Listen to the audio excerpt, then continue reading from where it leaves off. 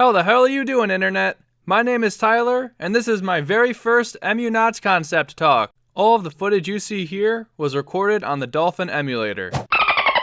Except for the footage from Paper Mario Sticker Star and Paper Mario Color Splash. And also Breath of the Wild. Alright, here we go.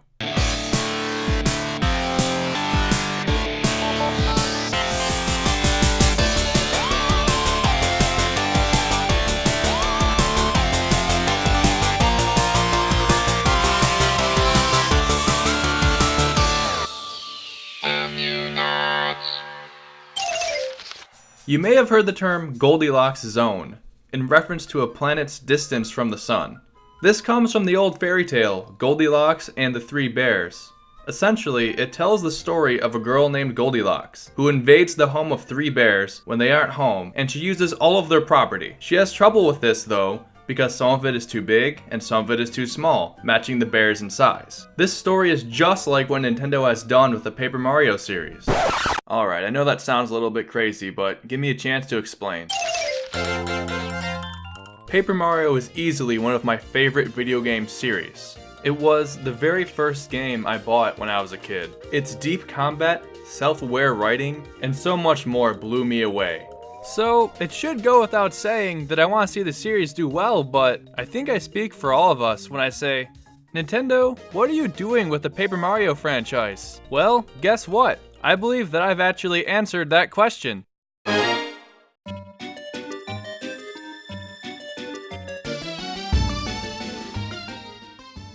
Now that I've established that I am a fan of the Paper Mario series, it's time for some cold hard facts. Buckle up and bear with me for a bit, because I'm about to attack this beloved franchise for the sake of science. By the way, I promise I'm going somewhere with this. Okay, first off, backtracking sucks. I mean, it really sucks. You don't hear Thousand Year Door fans raving about the creepy steeple much, do ya? Remember the shadow sirens? Oh, I remember. You know why? Just think about how many times you had to go back and forth from the town to the steeple, to the town to the steeple, blah blah blah. Heel Hall Key has the same problem. But hey, guess what? Doesn't stop there either. We have the same problem in the Over There Stare from Super Paper Mario. Are you starting to see a trend? A trend that isn't me saying guess what? The Over There Stare in particular is notorious for how bad it is for backtracking. Hashtag triggered. Now, with all this talk of backtracking, I'm not saying backtracking is inherently bad. It's not. All I'm saying is that the Paper Mario series historically has handled it very badly. Here's another beef I have, this time specifically about the first two games. Not enough changed. You could argue that they perfected the formula and they shouldn't change it, but that's exactly their problem. They perfected the formula. How many tiling Goombas does it take to make something unoriginal? Based on their actions, Nintendo says that's 2 Goombas, Goombario and Goombella. And there's no room for a third. And guess what? Goombas aren't the only thing that they've recycled. And no, I'm not talking about Koops and Cooper, or the fact that they used a bomb, a ghost, and a fucking whatever. You get what I'm saying. No, I'm talking about the fact that they reused a grassy level that led into a castle, and then a jungle stage later on. Both games even had a ghost-themed level. In a lot of ways, Thousand Year Door feels like a remake of Paper Mario 64. But here's the thing though, Nintendo obviously couldn't come up with more ideas in this style because they turned around and said, hey guys, this is Super Paper Mario, hope you like it. Love it or hate it, Nintendo decided that Super Paper Mario was the better response, as opposed to fighting monotony with another standard Paper Mario RPG. Where earlier I was arguing that Paper Mario 64 and Paper Mario and the Thousand Year Door were too similar, now I'm making the argument that Super Paper Mario was way too different than Paper Mario 64, and the Thousand Year Door for that matter. Did you catch that? Are you starting to see the connection to Goldilocks now? Paper Mario and the Thousand Year Door was too similar to Paper Mario 1, and Super Paper Mario was too different. This is just like in the story with Goldilocks, where one soup is too hot and one soup is too cold. Okay, back to video games. The world of Super Paper Mario, flip side or flop side, however you want to look at it, was filled not with toads, which of course becomes a problem in future titles, but with geometric shaped people. Original? Sure, but actually good? Not really. I don't mean to say that Super Paper Mario didn't have any good characters at all. For example, one character I really liked is this guy. Dementio, however you say that, has got to be one of my favorite characters in the entire Paper Mario series. But just one, or even a few, good characters are not enough to carry the entire game. The 1000 Year Door, on the other hand, kicks ass in that department, with different partners and different characters in every chapter. Where would I be without bringing up the battle system? The tried and true turn-based deep combat from Paper Mario 64 and Paper Mario and the 1000 Year Door was done away with, and now we have standard Mario jumpin' platformin' shenanigans. Yeah, that's what I'm going with. It's Marathon! The main problem here is that they removed all the customization that badges and other means in the original Paper Mario games did so well. Specifically, I'm talking about the badges and your ability to choose one of 3 categories when you level up.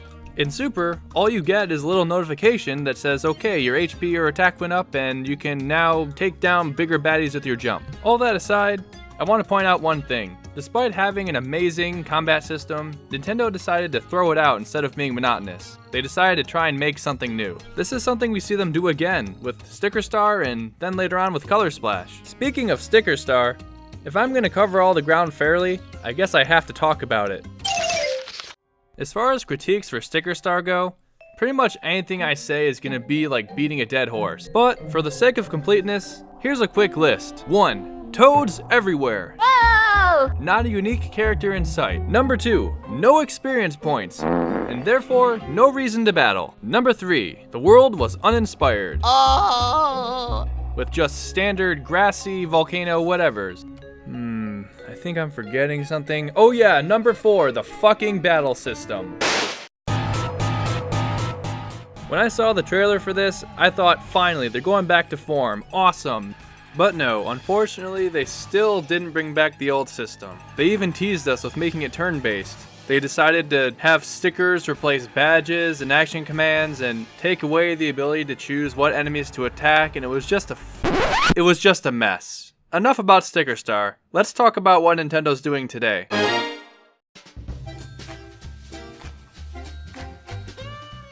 So I've spent the last few minutes picking apart and criticizing every game in the Paper Mario series, but why? Well, I told you I was going somewhere with this, so here we go. I made a pretty big deal earlier about the first 3 Paper Mario games suffering from backtracking. Well, at first glance, it looks like Color Splash addresses this problem, because they have a fast travel map. Originally, I had written this script to say, hey, they're addressing that problem. But upon actually playing the game, I found out that no, backtracking is very much still a problem.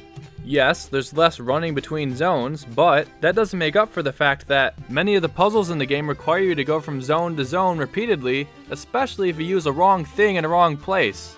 Or even if you use the right thing in the right place on the right boss in the wrong order. Moving on. Similar problems in the battle system. They took what they had in Sticker Star and expanded on it. Despite my critiques, it is a step closer to form, which is why you'll see it closer to the 1000 Year Door on the chart I'm going to show you in a little bit. All of that aside, I could play about 10,000 more 1000 Year Door battle system styled Paper Mario games, but on the other hand, I understand why Nintendo would feel the need to innovate. Here's something else to consider. During interviews for Zelda Breath of the Wild, Nintendo has stated that the world in that game is kind of like a character. We see something similar to that in Color Splash, with the whole emphasis on the world being made of paper, which really hasn't been that big of an influence up till now. That's really a characteristic that makes way too much sense. The world keeps you guessing, just like a good character does. With that in mind, it makes up for the lack of characters, at least a little bit. Having brought up the world as a character concept, it seems important to say this. If Super Paper Mario dropped the ball on characters, then Sticker Star dropped the ball, fell on its face, and then got trampled. Hey!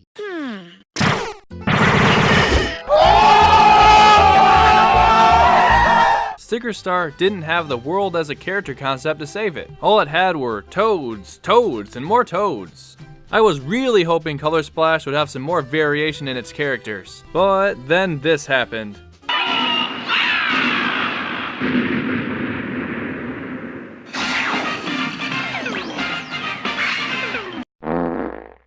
Have we decoded what Nintendo's doing with this franchise? Yeah, I say we have. Basically, they're trying to balance originality while not straying too far from the original game. This has been a pretty big struggle for them up to now. I think I've summed it up pretty well in this neat little diagram I have here. To put it simply, the closer a game is to another on that line, the more similar it is in style. So I've put Super Paper Mario on the far right edge to show that it's very different from the rest of the franchise. Opposite that, on the far left side, is Paper Mario 64. So, the diagram gets read like this. Paper Mario 64 is very similar to Paper Mario and the Thousand Year Door, signified by the very little distance between them. Then we take a decent sized gap to get to Color Splash, and then Color Splash and Sticker Star are very close to each other, so they have a tiny little line between them. And then Sticker Star to Super Paper Mario is a huge jump, so they're very far apart on the diagram. Alright, so what the hell does all that mean? This game is too similar. This game is too different. But these games are just right? See, I told you we were going to come full circle eventually. What I've just shown you is the Goldilocks problem. In this analogy, Nintendo is Goldilocks. She's trying to make a Paper Mario game that's just right, but at every turn she finds something like the battle system or the story that just doesn't quite fit. Hey Internet, thanks for watching. If you enjoyed watching this, consider subscribing. I've always wanted to do videos like this, probably as a result of watching all the others on YouTube. I can tell you with certainty that I'm going to be going out of my way to not overtread ground that's already been covered. Of course, with the topic for this video, Paper Mario, yes, it's been talked about, but I wanted to do it in a novel way. So instead of just shitting on individual games in the franchise, I tried to weave it together in such a way that you pull away an interesting message. Regardless of whether or not you think I achieved that, I appreciate you listening to my voice for this long anyways. Have a good night, and see you next time with The Legend of Zelda: Breath of the Wild.